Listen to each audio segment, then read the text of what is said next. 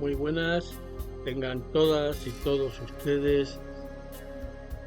Esta vez les voy a compartir una entrañable lectura del poeta David Huerta, misma que está en una compilación que hizo el Fondo de Cultura Económica en el año 2013, se publicó, o se imprimió más bien, en septiembre, una compilación, ya digo, de gran parte de la obra de este poeta.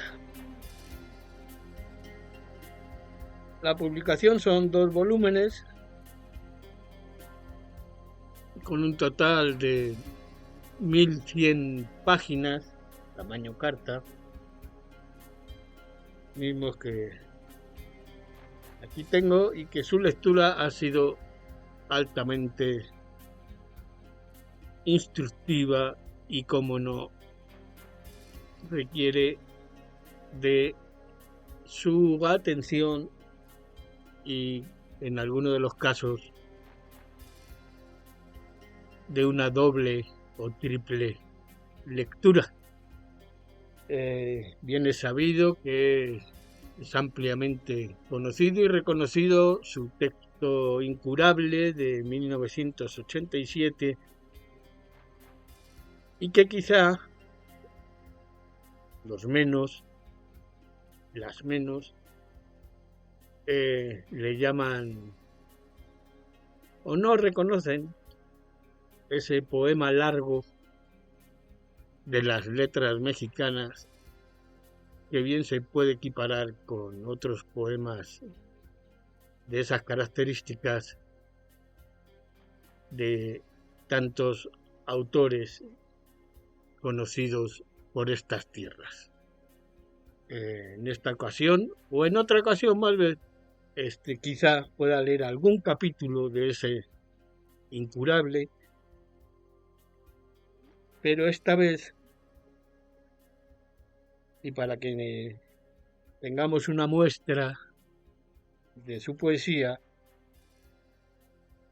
leeré de Canciones de la Vida Común, 2008. Los 2 tomos están dedicados a su compañera, su esposa Verónica Murguía.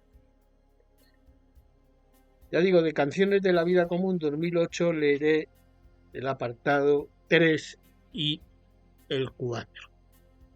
Sin más dilación, comienzo. 3.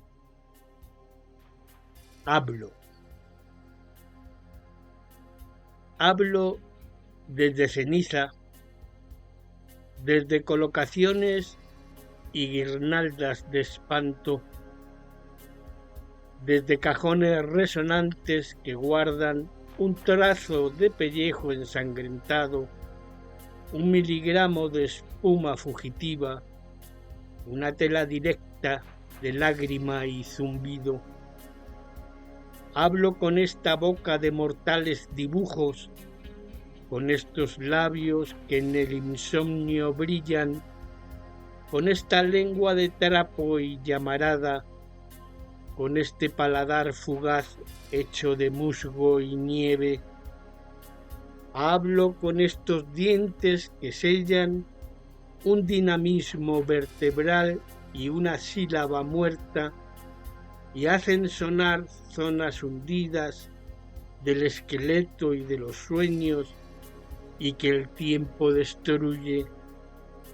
Hablo y cruzo el aire, duermo en bordes y arrugas, borro el empurpurado de ciertos manuscritos astutos, deshago franciscanos cordeles para poner en su lugar cirios eléctricos, cilicios de algodón. Hablo de ti, de ellos, tenues fantasmas de las hablas, figuras contra el espacio más abundante del silencio y contra las pantallas desgarradas del hambre. Hablo por un lado seco de la sed y por las orillas derramadas del vaso, por la navegación de la deriva negativa y por una singladura descompuesta y sublime, por la elevación de todo lo que se calla en mí, en el atormentado labio de la tribu, y una vez más por caras y retratos. Hablo de cuevas y teléfonos, de bailarines y contorsionistas, de política y agronomía, de telescopios y tabernas, y lo hago con una equívoca intuición y con cáscaras de tropiezo, comedia, pastelazo. Hablo para saber lo que está dentro de la palabra nunca y para conocer lo que la tristeza numerosa deposita en el polvo y aquello que, mencionado en ocasiones, no merece sino desengaño, desprecio, diagnósticos fúnebres, indiferencia, pena, testimonios de cómo las manos pasan y de cómo los pies extinguen la belleza de caminatas que, en otro mundo, no terminarían. Hablo en medio del bosque indiferente a mí, a mis obsesionantes curiosidades de civilizado y parlanchín, y nadie me escucha, pero hablar es un signo de salvajes y frondosos impulsos.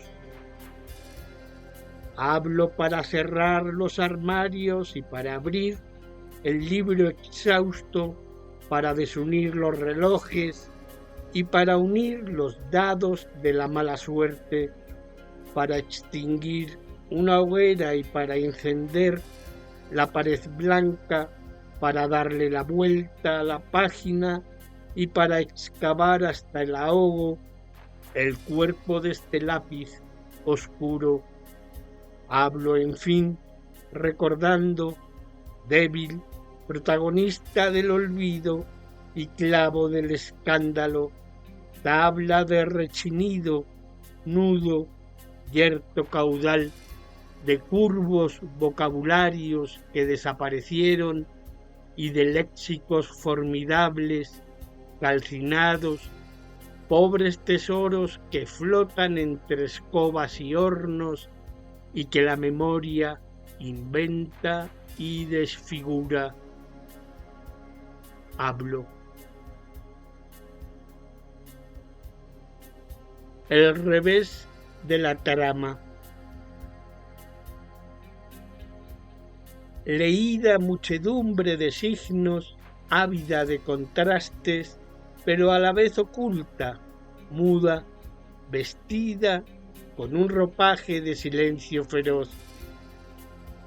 Es el revés de la trama, un constante callar, fluvial corriente de caudalosas orillas, de nombres y de cifras que extinguirían los labios con un destello de oro, con un silbido de plata, ingenuo ruiseñor de los metales, si dejara de ser, si se volviera cálido sonido.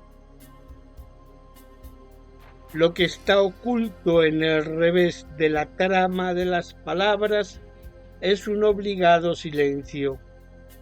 Lo que se cifra en el reverso de lo dicho ha sido olvidado y cada proferimiento lo restituye enteramente como leve utopía.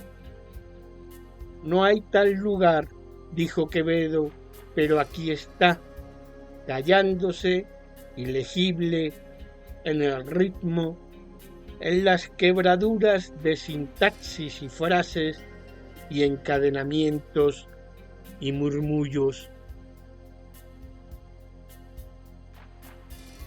24 de septiembre.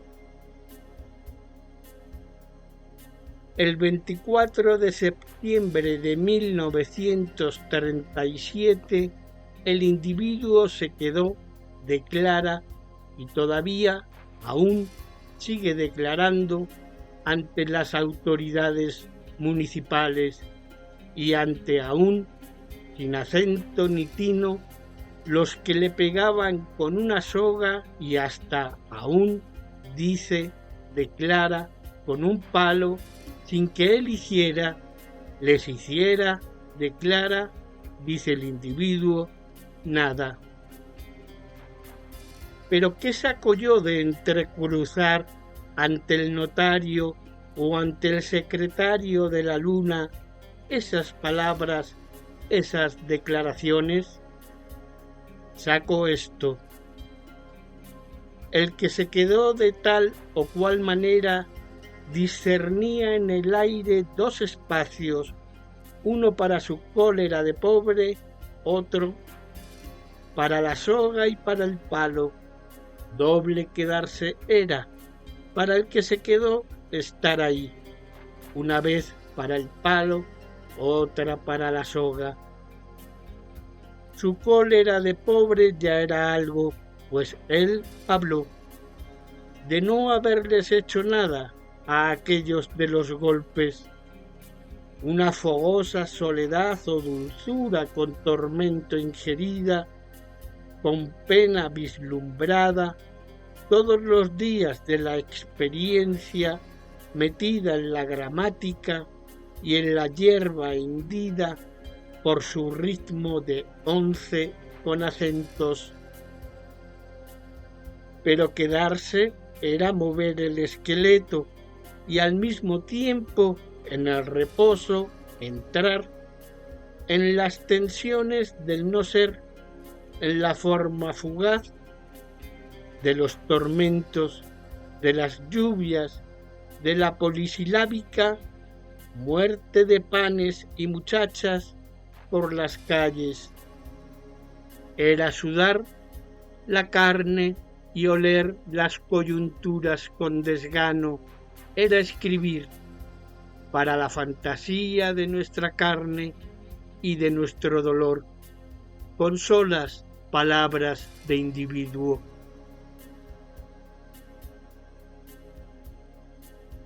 Un hombre junto al frío. A un lado del frío está el hombre y se funde, aterido, con el abeto y marca, con los dedos, en la corteza, un pentámetro yámbico. Pero el verso magnífico que esmaltó la prosodia divina de Shakespeare no le sirve. A lo lejos estalla una bomba, regresa a paso cansino a la trinchera, trata de escribir. Horacio dijo que era dulce morir por la patria. No solo estaba equivocado, es una atrocidad. Muere uno por ese pedazo volador de metal que tiene un sabor acre. Él lo ha probado, lo ha olido. Él ha sentido en las noches el lento avance de los alemanes y experimentó una helada visión de Dios. Vio entre el lodo infernal y los estertores. Su estatura, su fulgor, no creyó en nada, ni en el testimonio de sus sentidos, ni en su memoria de estudiante de un frío, clasicismo, otro frío, un frío francés, de dientes sucios y estómagos vacíos. Se mezcla con el lodo. No hay Dios, no hay pentámetro yámbico, solo esta amarga certeza el brillo cegador de otra bomba cerca de él, ensordecedora. Cierra los ojos y deja que sus dedos, entibiados por la fatiga, midan otro verso que no llegará a escribir.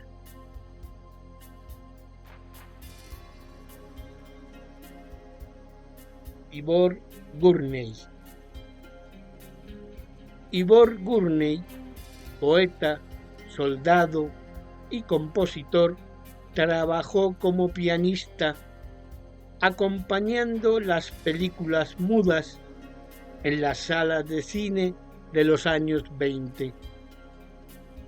Había estado en el Somme, fue gaseado, herido y vio la muerte de sus compañeros entre el lodo, bajo los relámpagos de la artillería alemana.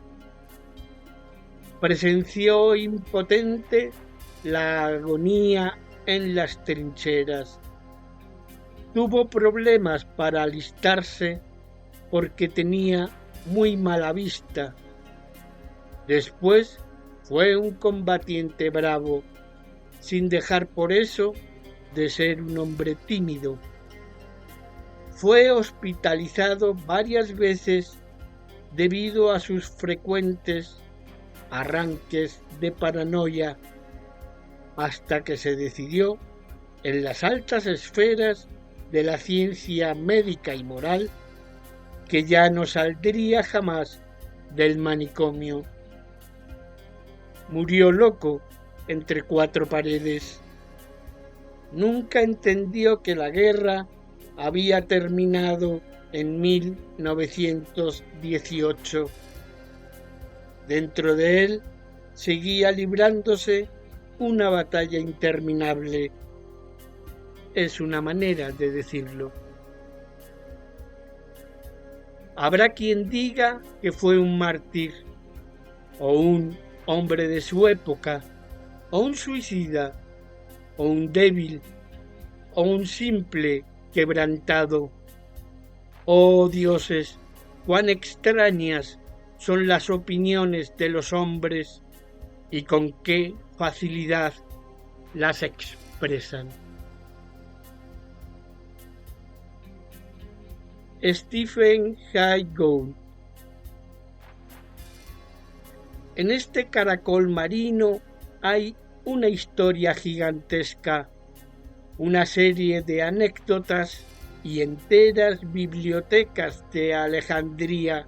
Hay batallas, momentos de idilio y fantasía, caprichos, álgebras, intactas delicadezas, operaciones de alquimia y de cosmología, arquitecturas micrométricas y poemas enteros, si uno sabe leerlos.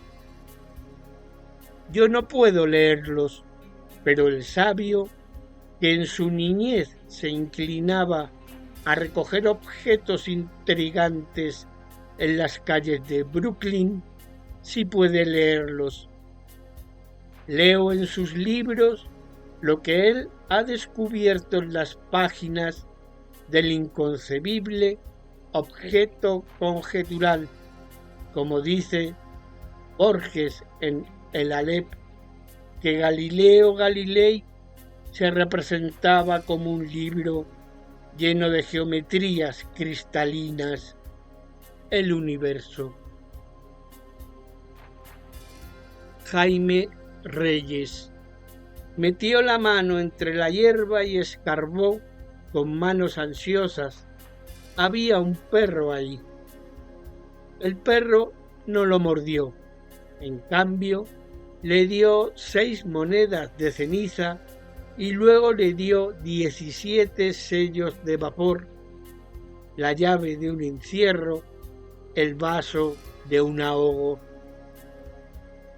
El perro le dio quebraduras de espinas, fracturas de oxígeno, libros deshojados, una reliquia de Vallejo, un abalorio de la ciudad, un tornillo más solitario que sus sueños.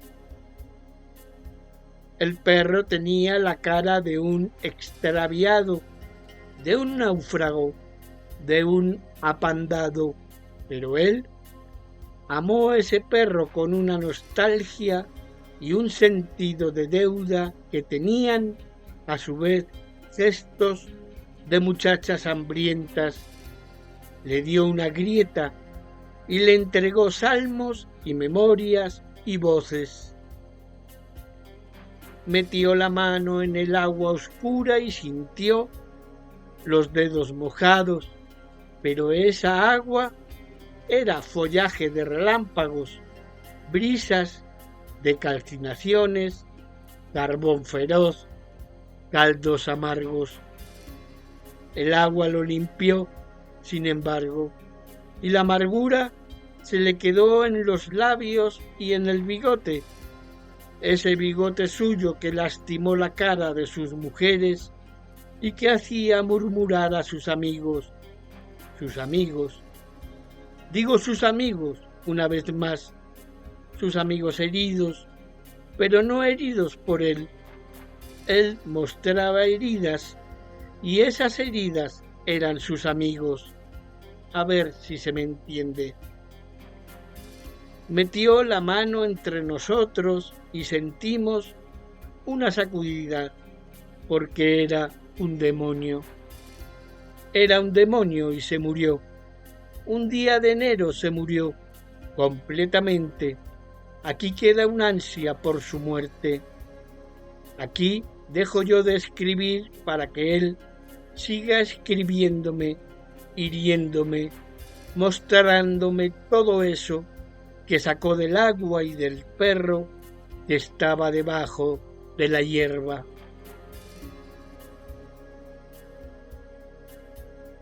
Sueño de un incendio. Soñó un incendio.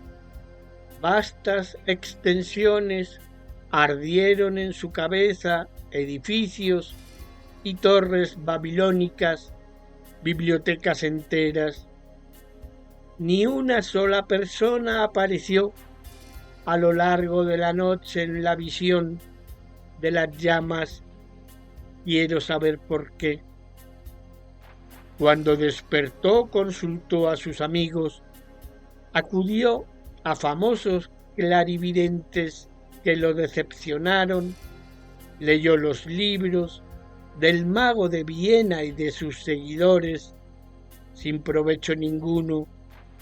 Imaginó, conjeturó, odió a sus amigos, a los clarividentes, a los psicoanalistas, detestó minuciosamente el vano saber de las enciclopedias y los tratados, aborreció su propia inteligencia y la fantasía de los poetas y sus propios poemas. Él era todo sin ninguno. Su sueño fue cada uno de sus deseos. Soñaba cada uno de esos deseos con una fuerza ciclópea, descomunal, idéntica a su odio. Volvió a despertar. Las llamas lo rodearon.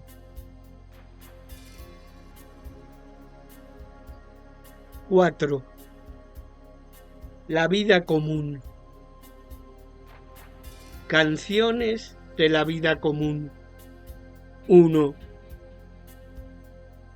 Para comunicarse con un muerto no hace falta persuadir al secretario de la luna.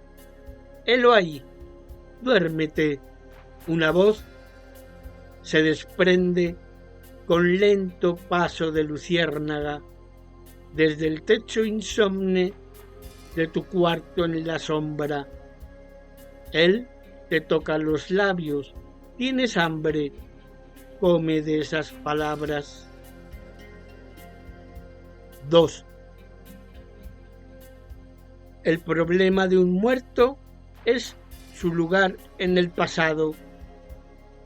Este puede ser un salón junto a una barranca o un vagón de ferrocarril en un daguerrotipo, o una cabaña fría, o una plaza por la que pasa el viento como un discurso latino. Ubi sunt, decimos, ¿dónde se fueron los jardines y las manos y las fotografías? ¿Dónde quedó la última frase y en qué cajón sepultamos la camisa más conmovedora? Al muerto le preocupa ese lugar que solo podemos reconocer en el momento en que la brisa murmurante le da vuelta a la página, o en el gesto de los perros amarillos de la ciudad. Esos perros que buscan su lugar sin encontrar más que mendrugos de vida, instantes de distracción y ojos abiertos, minutos esmaltados por una piedad irreflexiva. 3. El muerto ha bajado la cabeza con resignación. Tendría modales de fantasma si supiera qué hacer con esa misma cabeza tan pesada. La mano viva entra con ansiedad en una transparencia dormida, agua, restos diurnos, deseos insatisfechos, morralla de los días, y las noches el muerto acaricia las orillas hechas de sed de esa transparencia. 4. Si separas muerte y vida, verás el fogonazo de los recuerdos. Si unes vida y muerte, las cánticas te obsesionarán como si fuesen pecados no consumados. Camina entonces por ese filo, por esa claridad de la tierra, esta tierra sin razón y poderosa. 5. Vuélvete a los asuntos de tu vida y examina los colores ambiguos y fascinantes de tus cristales. Cada cosa y cada fenómeno, hablo por mí, por ti, por los muertos y por los no nacidos, lo hago con una modestia majestuosa, investida con todos los atributos de la desdicha. Cada canción de la vida común resuena, brilla con esos colores que, como crepitaciones bajo tu paso por el camino de la luz, te entrega mundos, hilachas de trasmundo, los miserables patrimonios de la hora. Sabe cómo cada minuto te condena y te exalta. Es la vida común en que mueres y observas, es la letra convulsa que le falta a tu nombre. Debajo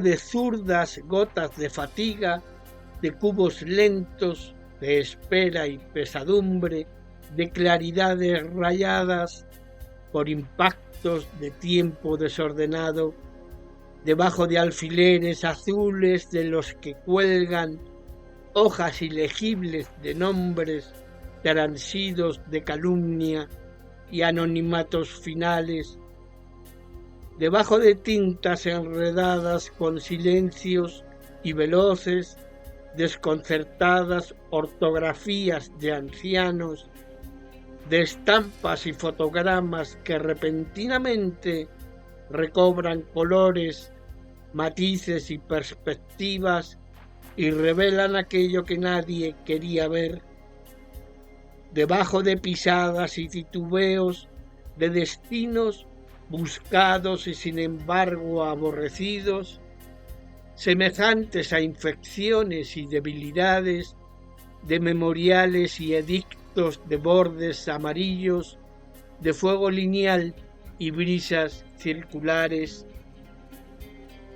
Debajo de todo eso que la palidez disimula, ansia, miedo al fracaso, pena minuciosa de estar donde se está, terror sexual, o que la oscuridad de soles mortales descubre, sin piedad ni engaño, ahí, en esa inquietud de fuga y sótano y vertiginosas espeluncas, en ese debajo de oprimida terrenalidad y suelo y camino sin término, ahí la mano recoge hilos de sombra y reconoce en esas ruinas de luz desgarrada la vibración de venas, huesos, linfa, tendones, que las anima, la cierra sobre esos despojos y luego la abre con la palma hacia abajo, con un temblor de resignación y sobrevida y como labrado sobre un muro de ceniza. Si regresaras a la fotografía con una obsesión de atormentadas nimiedades, ¿cómo la cambiarías? Tu rostro convertido por arte del espíritu en hambre inicua, esperanzada, en volver al mendrugo de impasibilidad con el que apareciste ya sobre esa superficie, heridas de aquella parda sed que sabes, tu vanidad, volveríanse contra ti, desfigurándote, haciéndote soñar sueños de sangre en el círculo roto de tus rostros. Palabra y objeto. Una palabra junto a un objeto se eriza, suelta espumas barrocas, tiene ataques de histeria, el objeto se vuelve entonces, en el momento de ese situarse de la palabra, un jugador inmóvil, cara de póker. Nada se puede ver entre las junturas de su mismidad. La palabra se revuelve y se llena de picos, puercoespín, bola de hierba, globo desinflado. Una frase junto a un objeto se distiende como bajo el balsámico sol de las vacaciones y bosteza, buscando mañosamente los costados del objeto para tocarlo, para asediarlo con una actitud de posesividad y hostigamiento sexual, con un talante de seducción tristona. Una oración, una descripción, una reflexión junto al objeto se convierten peligrosamente en cosas parecidas a objetos, aunque carezcan de su dignidad principesca, de su hieratismo y de sus orlas fenomenológicas, metafísicas, esdrújulas. Son objetos verbales, se metamorfosean y contorsionan complacidas, sueltan una baba de plata y un poco de humo, se concentran. Léelas si puedes. La voz del mensajero. La voz del mensajero tiene forma de gris desfiladero. Viene y se va, constante, como un amor feliz y resonante. Es una voz aguda, tibia, puntual, como la luz desnuda. El mensajero espía su visita en la sombra de este día. Nos descubre en la verde vibración de las calles y se pierde. Su voz nos ha entregado el temblor de un otoño desplegado.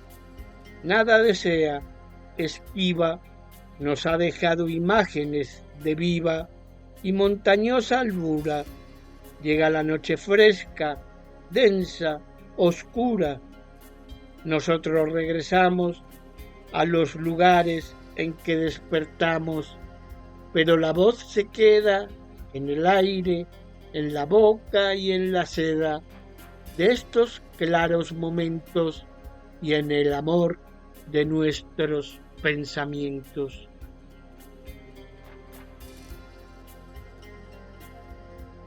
Gemido de árbol. 1. La voz de un árbol debe tener raíces, como en el poema de Verlaine. Ha de escucharse en ese timbre una serie puntual: frutos, flores, hojas y ramas. La voz de un árbol será verde y azul, el cielo del silencio como fondo, el verdor de los proferimientos como follaje. El gemido de un árbol tendrá la forma de ese pájaro, negro y feroz, desprendido de la alta espesura con un susurro apenas, una queja, un quebradizo haz de fricativas. El gemido de un árbol suena como un esbelto rechinido, un barniz deslizante de esfuerzo y pena. 2. Cómo del árbol salen palabras: Ganges, barranco, bálsamo, cetrería, palabras lentas, verdes, frondosas, palabras de un pausado brillo, boscoso, de una profunda agua vegetal. Como del árbol salen vocablos como rumor de arroyos, como musgos o líquenes. Como del árbol salen susurros que vienen del otro lado del mundo, orilla de magias enredadas, embrión o efulgencia del cerca y del junto. Como del árbol llegan a tus ojos las exclamaciones del sueño y las proclamaciones del olvido.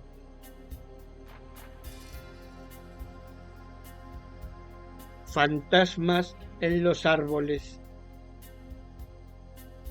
Si miras con atención, encontrarás en los delgados dedos del follaje señas de identidad, como en Inferno 13, viejos conocidos que te hablan, transidos de dolencias infinitas, pero no los escuchas, ocupado en hacer de esta sopa de letras un discurso coherente, y en los labios ateridos del plato hondo aparecen gotas de sentido, frases redondas que de todas maneras no significan nada, y entonces vuelves la vista una vez más hacia el árbol, te detienes en las estrías de la corteza, por fin oyes el rumor de trasmundo y jeroglífico,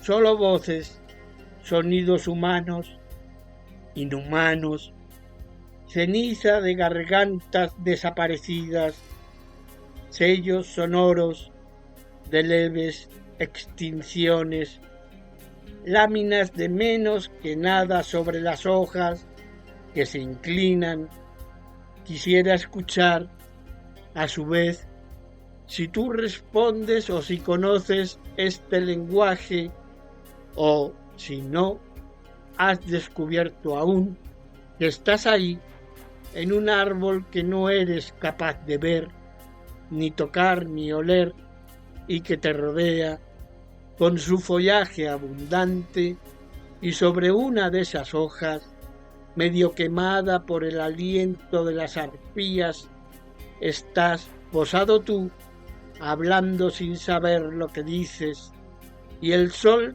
te da de lleno, te enciende con un fulgor otoñal antes de que caigas, con leves oscilaciones sobre el de grama césped no desnudo.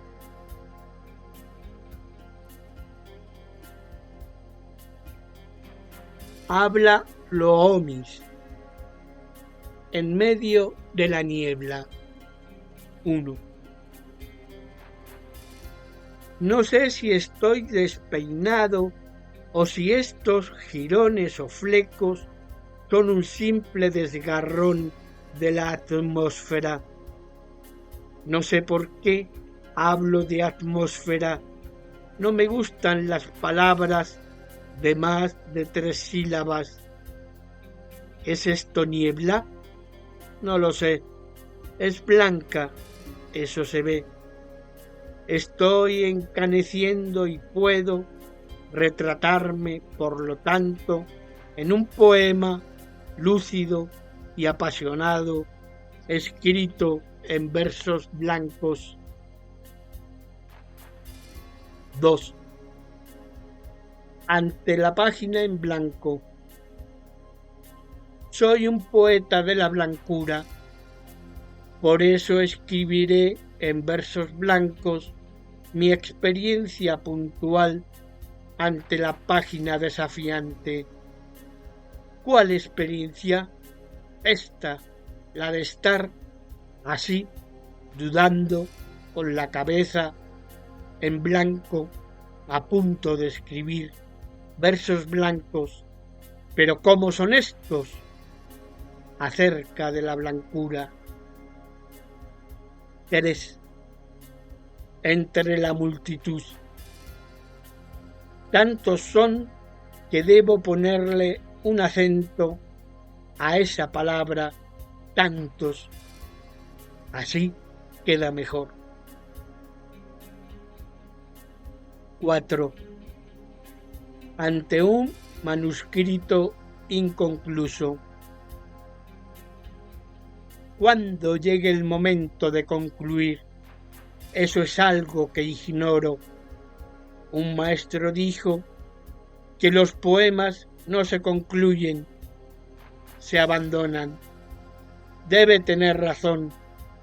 Al abandonar este manuscrito comenzaré a concluirlo. Pero debo comenzar porque eso me falta. Comienzos, principios, y este manuscrito ni siquiera ha comenzado. Por eso está inconcluso. O debo decir que ni siquiera existe, pues no ha comenzado. Parece un problema filosófico, pero esto, que no ha comenzado y por lo tanto no ha concluido, es un poema, no un tratado. No comercio con ideas, sino con el arte de plasmar. Me gusta, la palabra plasmar es directa y bisilábica, pero bisilábica, qué horrenda palabra, digo, el acto de plasmar emociones y sentimientos. Pero debo comenzar.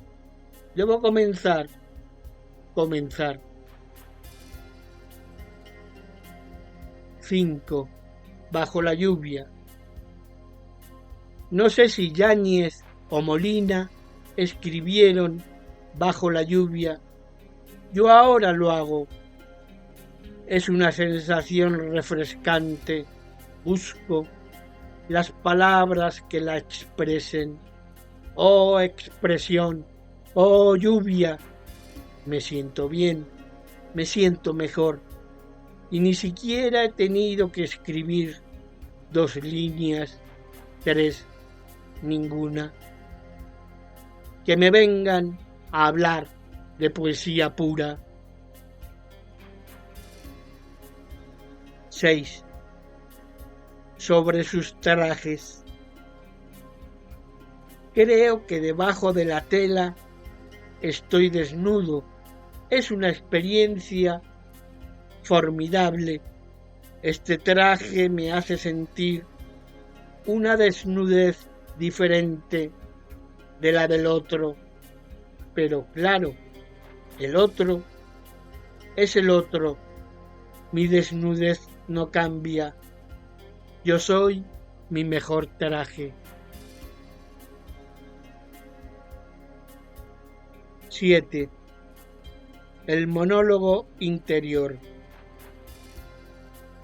Me hablo a mí mismo, hablo solo, no hablo con nadie, soy nadie, pero hablo, no sé para qué o con quién. Soy un quién, eso está mejor, soy alguien.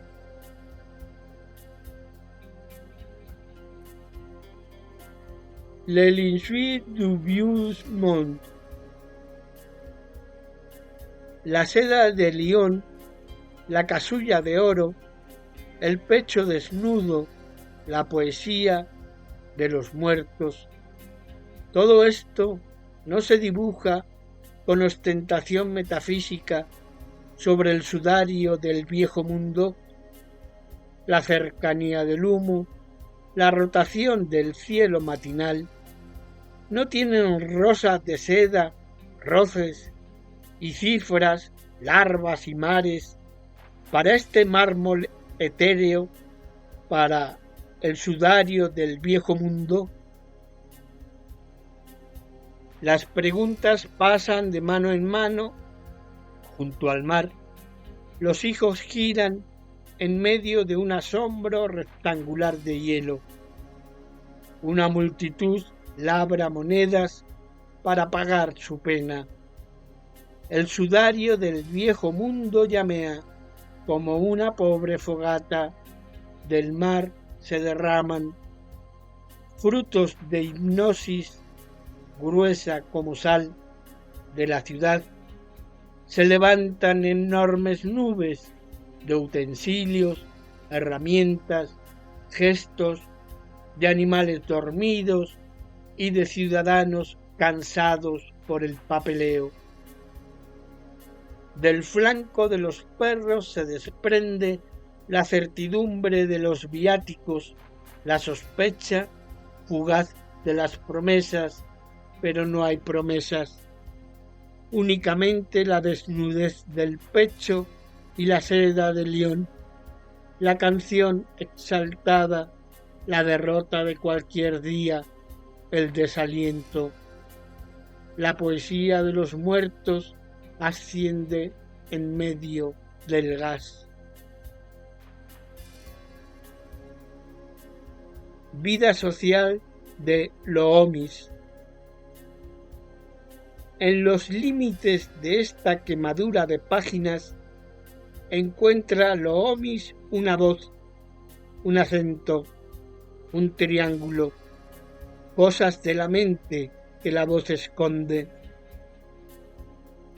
Popos de arena bajo la luz azul, brazos de bronce, ostentaciones, guirnaldas y una manera de inclinarse junto a los vasos y ante las señoras en una reunión. Loomis se las arregla para desviar estos detalles hacia la magnificencia de sus boberías.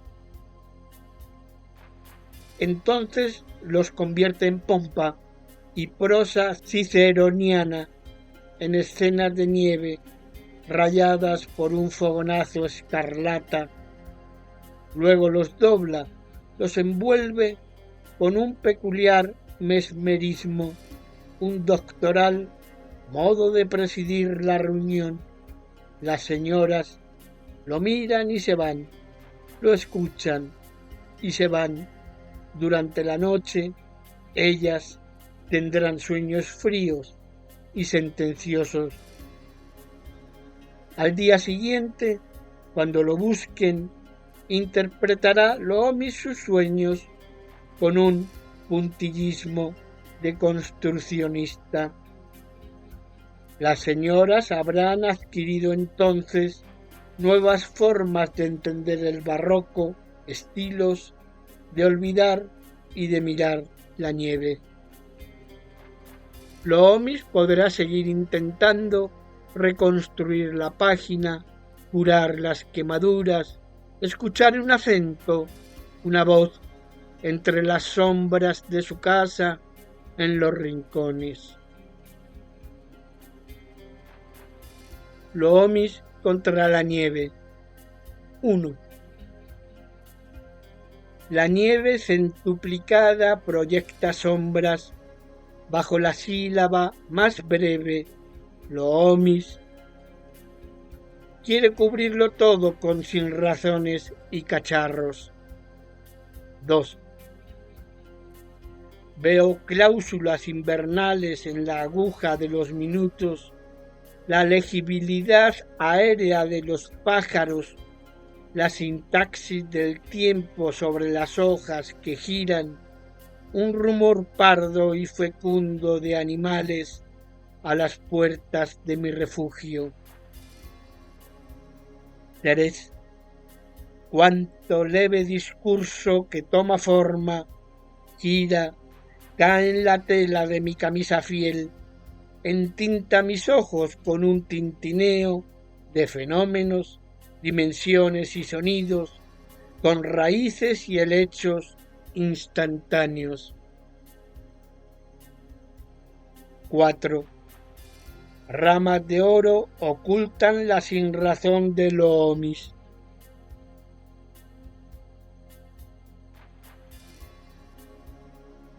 Mira el silencio.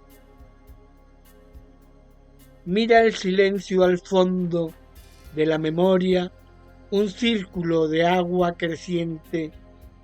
Ahí se reflejan, sin palabras, los recuerdos. Ahí la vida vivida, replegada sobre sí misma, concentrada, se ciñe a blancos límites. Mira las diáfanas energías de la inmanencia y cómo el pensamiento, siempre reconstruyéndose, entra en vestíbulos congelados de tiempo y toca, con una cercanía inmaterial, esas presencias, las circunda, las penetra, comienza a derretirlas. Mira este disolverse, caedizas, dimensiones, hojas traslúcidas, de vacantes fenómenos. Mira el silencio una vez más, mezclado con la memoria, esmaltado por los aceites del pensamiento, y blanco, blanco, blanco, sin palabras.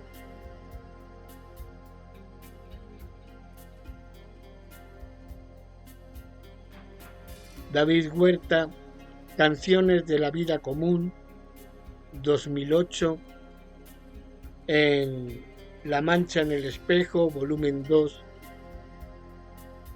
publicado en el 2013 por el Fondo de Cultura Económica en México.